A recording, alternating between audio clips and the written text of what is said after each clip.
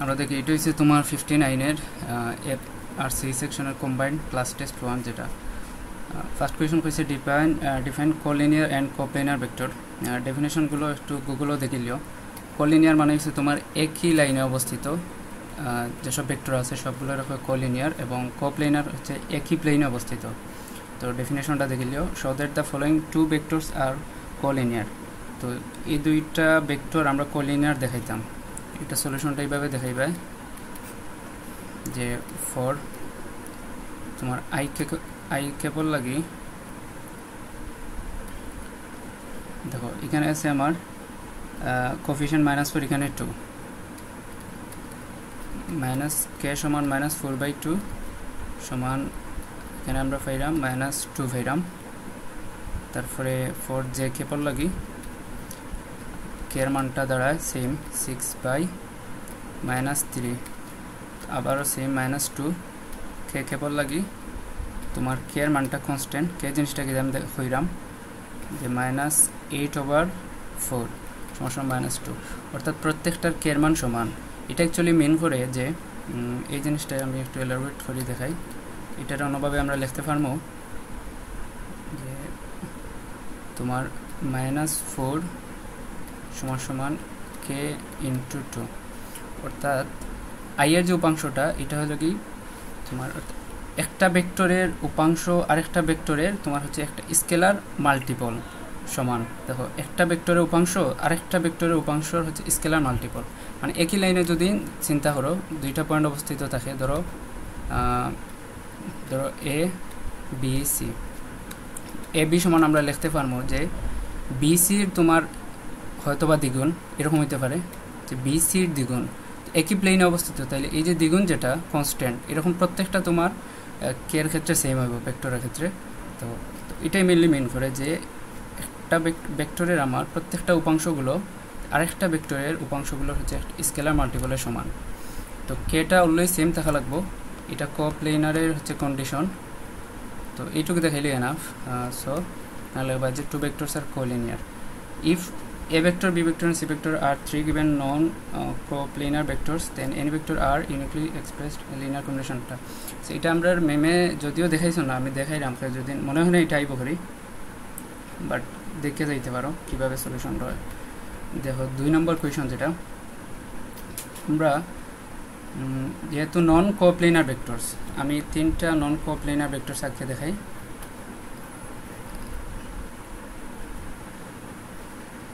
ধরো এটা হচ্ছে আমার এ ভেক্টর, এটা হচ্ছে আমার বি ভেক্টর, এবং এটা হচ্ছে সি ভেক্টর।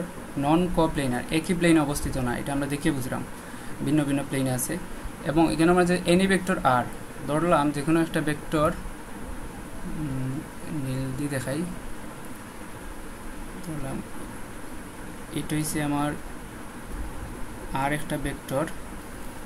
তো এই আর ভেক্টরটা এটা একটা থিওরি আর কি, থিওরিটা আমরা প্রুফ দেখাইতাম। আচ্ছা এটার হচ্ছে সবগুলো প্লেন যদি নাকি এখানে আমি আমার দ্বারায় সাদা কলম দিয়ে দিতে দেখাই।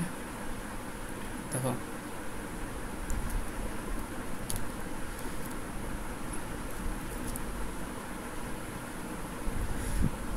এদিকে পাইলাম এইটুক, এদিকে আবার এইটুক, এগুলো ড্রয়িংয়ে খুবই খাসা, একটু ক্ষমা সুন্দর দৃষ্টিতে দেখতে সবে। এই দিকে প্লেনগুলো আঁকিলাই আমি পরে।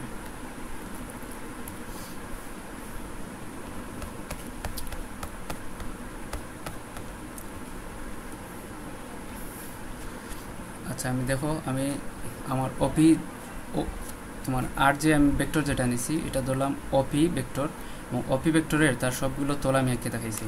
তো এখান থেকে আমরা কয়েকটা কিছু জিনিস লিখতে পারি। দেখো আমরা লিখতে পারি ও কিউ সমান লেখা যায় যে ও কিউ ভেক্টরটা তার দেখো ও কিউ এবং হচ্ছে এ ভেক্টরটা যেটা এটা হচ্ছে একই লাইনে অবস্থিত, তাইলে ও কিউ সমান আমরা লিখতে পারবো যে এটা স্কেলার মাল্টিপল অফ, ধরলাম স্কেলার মাল্টিপলটা আমাদের খুঁজে দিচ্ছে ইকুয়েশন হতো যে এম, তাহলে আমরা এটা সমান লিখতে পারবো এম এ ভেক্টর, মানে এ ভেক্টরের যে কোনো একটা স্কেলার মাল্টিপল, এটা ফ্র্যাকশন হইতে পারে ও কিউটা।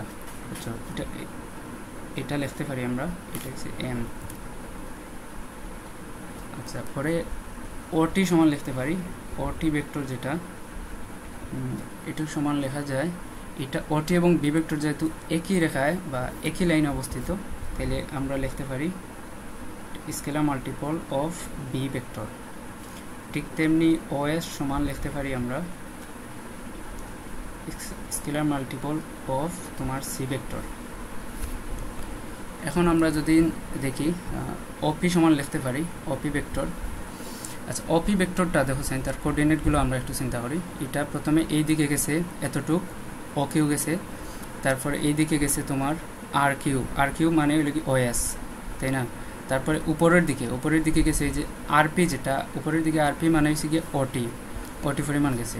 তাইলে আমরা ওপি সমান লিখতে পারি ও কিউ প্লাস তোমার হচ্ছে এইদিকে এসে তোমার ওএস প্লাস উপরের দিকে গেছে তোমার ওটি।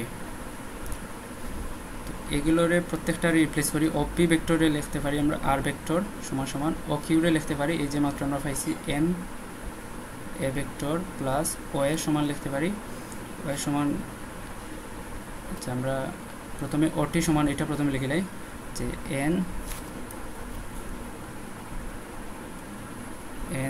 বি ভেক্টর যোগ পরে ওএস সমান লিখতে পারি আমরা পি সি ভেক্টর। তো আমরা আর একটা ভেক্টরে আমরা এই যে a vector b vector c vector দ্বারা রিপ্রেজেন্ট করছি, এটাই তো এম এ ভেক্টর যোগ এন বি ভেক্টর যোগ পি সি ভেক্টর। এইটুকু প্রমাণ দেখাইলে হয়ে যাব। পরের কোয়েশন যেটা হচ্ছে find the volume of parallelepiped whose edges are given by the vectors. এটা মনে হয় আমি করাইছি, দেখেছেন?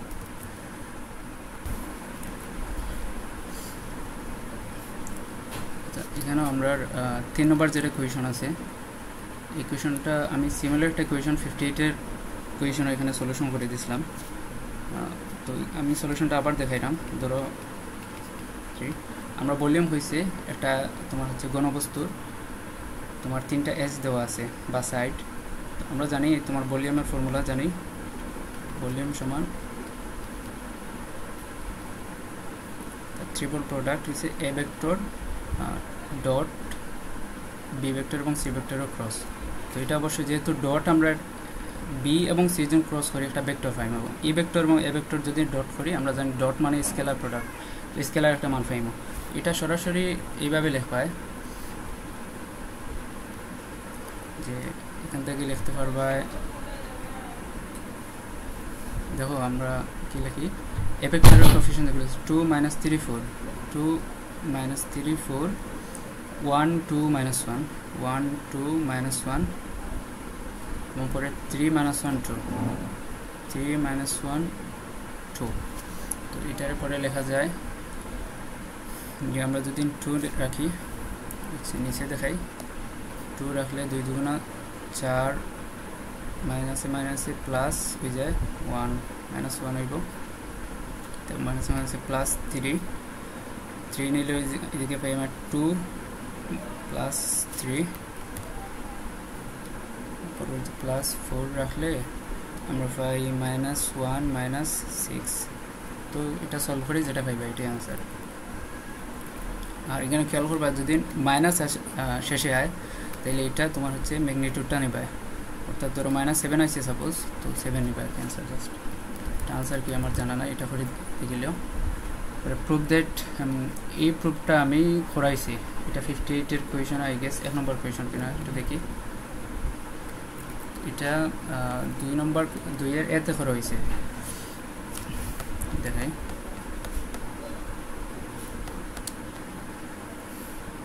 সাইন নাম্বার যেটা এটা তোমার 58-এর 2 নম্বর কোয়েশনের এতে এটা সলিউশন আছে, দেখতে পারো সাইডে।